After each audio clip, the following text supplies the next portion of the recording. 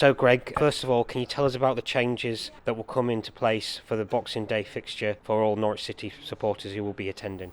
Yeah, of course. So this is part of the government's legislation, Plan B legislation, come into effect last Wednesday morning at 6 o'clock. So what we don't want, what we're trying to obviously dispel and get rid of, is playing behind closed doors or playing to reduce capacities. Now, as part of that negotiations that all clubs have been having with the Premier League, and then the Premier League have been negotiating with government and DCMS to keep our stadia open, as in Carrow Road, for 27,000 fans. We're going to be asking fans a three-stage process to get into the stadia. First one is pre-registering, which we urge all season ticket holders, members and anybody who has had a casual match day ticket to come onto the website through their One account and pre-register their vaccination details. Secondly, there will be COVID marshals on a match day at Carrow Road carrying out spot checks, and we must achieve a 20% spot check rate at Carrow Road, which for us will equate to 5,000 fans. And then thirdly, which we don't want to get down to, if we've got supporters who aren't pre-registered, who haven't got the necessary vaccine documentation on a match day, then we do withhold the right, as per government legislation, to refuse entry to those supporters. But we don't want to get there. And how is it important that supporters make the club aware of their COVID vaccination status and get on board with this in terms of football in general? Very important. As I say, in the greater wider society, in restaurants and other establishments, they're asking for a 100% check of NHS vaccination apps. What we've negotiated with the government and DCMS is, because it will be very hard to achieve a 100% check on a match day, turnstiles open 90 minutes before kick-off, and trying to check 27,000 people in 90 minutes is not achievable. So a part of this workaround that we've negotiated with the government, as I say, is get pre-registered. The more people we can get pre-registered, hopefully we can again relax the spot checking on a match day. But a combination of pre-registration and a combination of the COVID marshals spot checking on match day will hopefully keep stadia open and keep stadia open with full capacities. And how can supporters upload their COVID pass to the pre-registration form? Okay, so all the supporters, season ticket holders, members should have had an email. That email will direct them to the website via their One account. Follow the step-by-step stage. It's a fairly simple step-by-step process. I think it's on question 4 or 5. You're then asked to upload your COVID pass, or your vaccination pass, should I say. Go onto your phone, go onto the NHS website and download the app, and then it will take you through. It will take you about 10 to 15 minutes. Once you've got the QR code showing on your phone, at the bottom of the screen, you'll have the option of downloading the app. Now, what we're finding is on Google phones, you can download it into a PDF version, attach that to your registration form and send it into the club.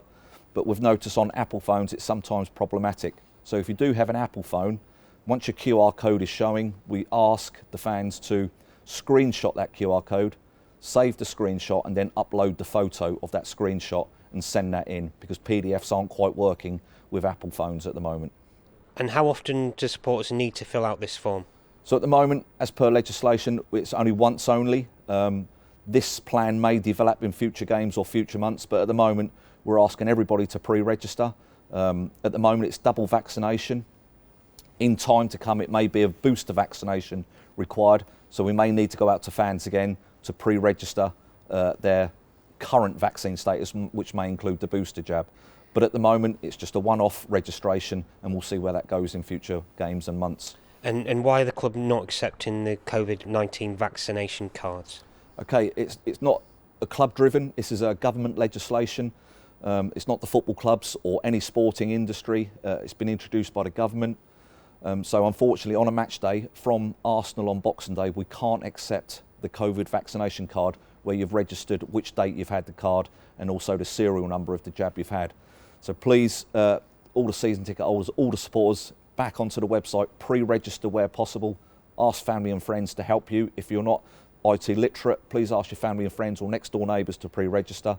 And if you can't do that, please take an LFT test within 24 hours of the fixture and register that with the NHS website and get your email or text back from them and then show that to the COVID marshal on match day.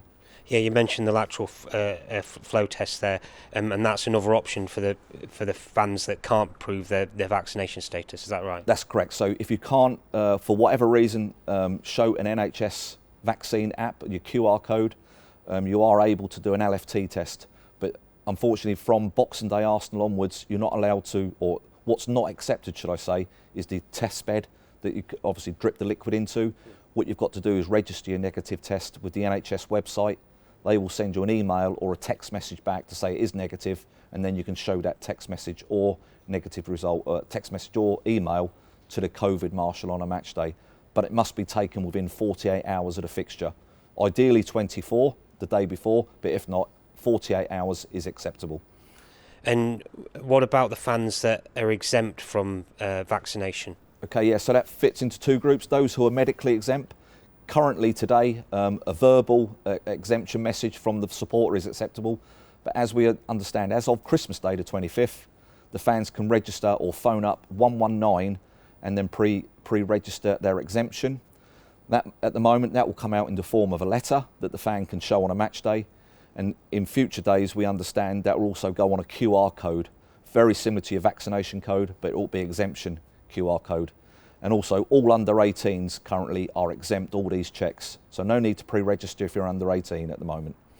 And I understand the pre-registration process is going very well at the minute, but what happens for those fans that don't fill it out from a club perspective? Okay, first of all, we urge all fans to fill it out. We want as many fans as possible to fill it out. If they're unable to do this, they can go to the NHS website and request a paper copy of their vaccination code, which will also be accepted on a match day. If they haven't got email, we are having an email campaign at the moment because the vast majority of our supporters are on email. So we're hitting all the email addresses first. Subsequent days, you'll see follow-up messages either by a phone call, by a text message, or if we get to the stage, we'll actually send out handwritten letters as well. But the default setting must be please pre-register wherever possible. You've covered quite a range of the subjects there, but how can fans contact the club if they have any other queries? Okay, at the moment it's via a specific email address which we've set up just for the pre-registration, and that is covid.registration@canaries.co.uk.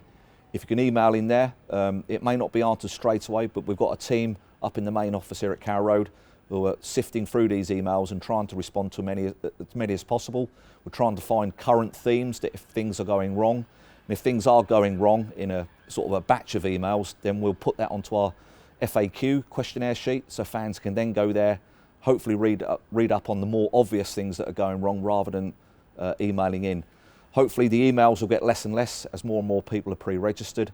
But in time to come, as we get fewer and fewer fans that aren't pre-registered, then we can start opening up telephone lines and perhaps having personal calls with the fans that aren't pre-registered.